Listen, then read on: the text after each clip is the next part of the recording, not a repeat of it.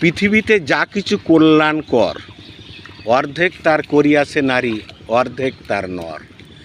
আমাদের দেশে এখন নারী সমাজটা অবলা হয়ে ঘরে বসে থাকে না, ওরা সমানে পরিশ্রম করে, তারপর আয় করে, খায় দায় ঘুমায়। এইটা একটা সুন্দর। এই যে খায়রুন, ও জীবন জীবিকার তাগিদে এখন মাঠে পাট ধোয়, বাড়ির দক্ষিণে এখন ঝিগরাছাতে এসে থাকে। এই যে কত চমৎকার কাজ শিখেছে, এবং দৈহিক ফিটনেসটাও আছে পরিশ্রমের কারণে, তাই না? রোগ ব্যাধি কী কী আছে? এইদিকে একটু মুখ ঘুরান। সব রোগ আছে কিনা? পরিশ্রম করলে তো রোগ হয় না, আমরা জানি। তারপরেও ভালো আছেন। ওই বাসা বাড়িতে যে সমস্ত ব্রয়লার মুরগির মতো মহিলা আছে তাদের থেকে অনেক ভালো আছে। এটা কি বালিখোলা না?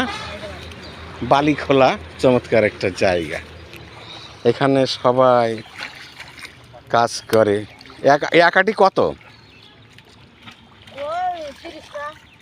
30 টাকা এক আটি। কয় আটি ধন? কয় আটি ধোয়া পড়ে? কয় আটি? 30। তাহলে 900 টাকা একদিনে আয়। এ তো যথেষ্ট, যথেষ্ট। 1200 টাকা আয় একদিনে। আসলে কি পরিশ্রম করলে